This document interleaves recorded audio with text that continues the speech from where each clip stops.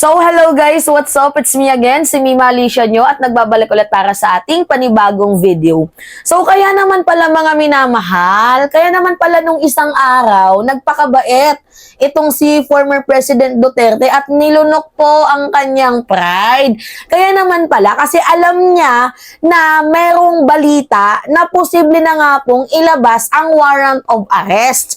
So, nai-content na natin mga minamahal yung about sa warrant of arrest na yan. But dito tayo mag-focus sa sinabi niya bago pa lumabas itong balita na kung saan maglalabas na po ng warrant of arrest yung ICC sa mga sangkot sa droga. Kabilang po siya mga minamahal sa tinitiktikan ng International Criminal Court at itong si Bato de la Rosa. Pero bago pa lumabas yung balitang yan mga minamahal, nagparinig na pala. Oo, nagparinig mga minamahal ng kasabawan. Itong si former President Duterte. Oo. Ito lang masasabi ko, no? Every time na pinapagtanggol ng mga DDS itong si Digong, hindi ko maisip paano kaya nila nagagawa yun, no? Na kayo sasabihin nila, ay hindi, ano yan, chess master yan si Digong. I trust Duterte, alam yan, chess master yan. Like parang, chess master ba yung pagkakaroon ng sakit na bipolar? Chess master ba matatawag yung taong parang may sinto-sinto sa pag-iisip? Hindi ko talaga magets yung takbo ng isip ng mga dilis na ginagawa na kayong tanga. 'Di ba? Pinagmumukha na kayo mga parang tinataihan lang kayo sa inyong mga bunganga. And yet, sinusuportahan ninyo. Alam niyo kung naging DDS ako, ang hirap maging tanga, no, lalo na kung may utak ka.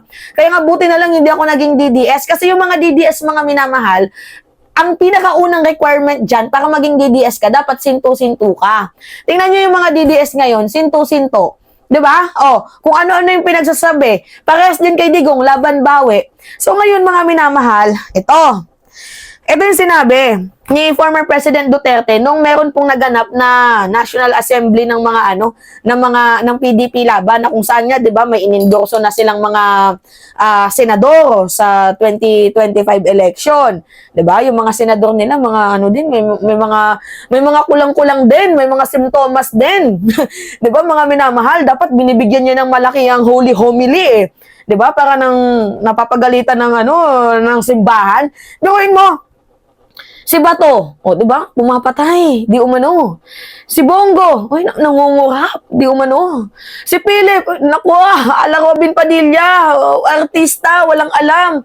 Tingnan niyo yung mga senador nila, mga minamahal, tapos nagmakaawa pa itong si Digong na kung gusto niyong umunlad ang ating bayan, kung gusto niyong maging magandang ating bayan, iboto niyo yung mga taong yan. Anak ng toko, mga minamahal. Ewan ko ba paano napagtatanggol ng mga dilis itong si Duterte, despite na parang masyado na silang power hungry, masyado na silang greedy, masyado na silang mga tanga, mga hunghang. But anyway, mga minamahal, ito yung sabi ni Duterte. Sabi niya, nung September 21 yan wala namang abuso. Sabi ni Duterte. Duterte tells PDP he has no problem with Marcos Jr. Say mga minamahal, after mong sabihan na, uy, bangag ka, adik ka, nasa narcolist ka, nagdodroga ka. After mong sabihan ng ganon, tapos sinasabi mo na abuso sa kapangyarihan si Marcos, tapos sasabihin mo na wala ka naman problema sa kanya. Yawa mga minamahal. Di ba?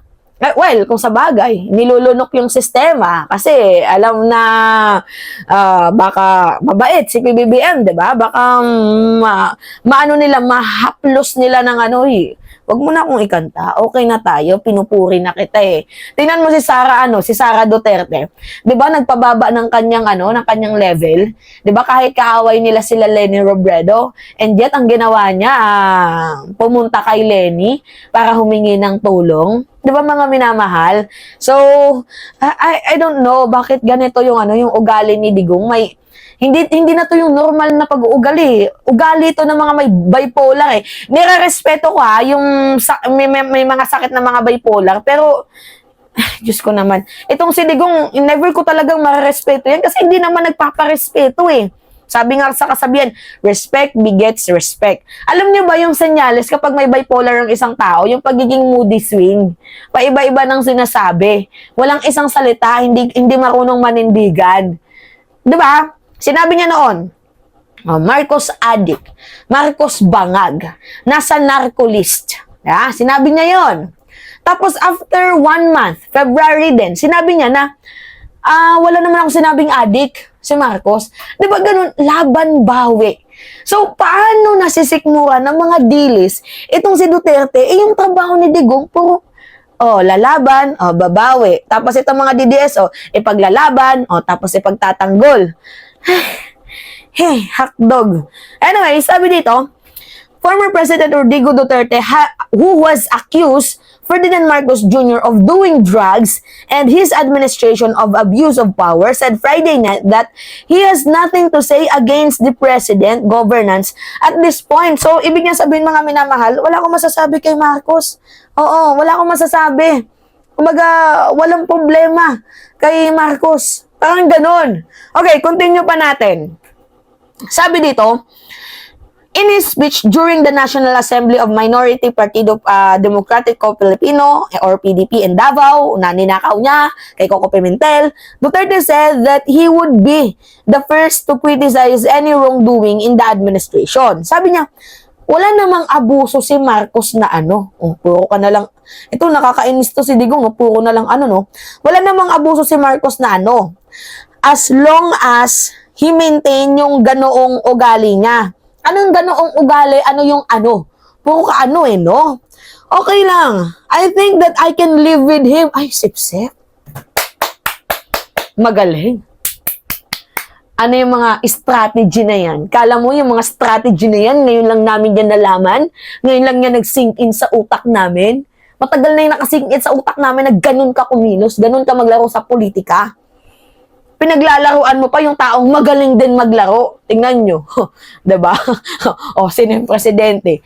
Si PBBM. Anyway, sabi dito, I think that I can live with him. Sip-sip na. Or mga minamahal, baka nagpaparinig. Pwedeng ganon. Nagpaparinig siya. Kasi alam niya nga na malapit na yung ICC. Tingnan nyo, pag sabi niya nito, kinabukasan may report na ilalabas na yung warrant of arrest. Diba? I can bend with him, but wag lang yung kagaya noon na may mga abuso. Then there is favoritism, lalo na sa military. Sino ba yung may favoritism sa military? Di ba ikaw? For as long as the government is running in the regular way, wala naman tayong problema. So Duterte known for making shocking statement that would later be described as an exaggeration or an expression of frustration. Lambasted Marcos earlier this year and through accusations such as illegal drug use and allegedly pushing for the term extension through charter change.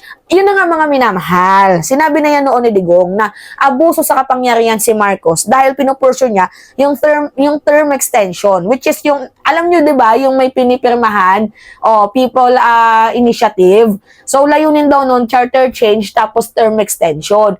Yun yung sabi ni former President Duterte na abuso sa kapangyarihan si Marcos. Tapos sinabi niya pa na addict, bangag, ganyan. Ang dami niyang sinabi. Tapos hindi ko matake. Ngayon, nasasabihin niya na ganito. Wala naman daw siyang problema. Kaya niya naman daw pumabuhay kay Marcos. Ano yun? Naggagaguhan ba tayo dito? Anong tingin mo sa mamamayang Pilipino? Hindi alam yung movement mo? Tapos ang pagtatanggol mga minamahal na mga DDS, strategy lang yan ni Digong. Chess master yan. Meron bang chess master na frustrated? Hindi pagiging chess master yung tawag dyan. May mental illness na yan. May mental disorder na yan si Duterte. Diyos ko naman. Kasi ito yung balita kahapon, mga minamahal, alam niya kasi na malapit na yung ICC. Tingnan niyo to, pakita ko to sa inyo. Panoodin ninyo ang balita kahapon. Posible raw ilabas ng International Criminal Court ang warrant of arrest laban sa mga suspect sa war on drugs ng Administrasyong Duterte. Ayon kay Bayan Muna Chairperson Nery Colmenares na tumayuring abogado ng mga biktima ng extrajudicial killings, ilalabas ang warrant bago magtapos ang taon, kabilang ang warrant para kay dating Pangulong Rodrigo Duterte. Patapos na raw ang investigasyon ng ICC sa mga pagpatay sa kasagsagan ng kampanya laban sa iligal na droga. Isa rin sa nadidiin sa war on drugs, si Senador Bato de la Rosa na PNP chief noong panahon ng Administrasyong Duterte.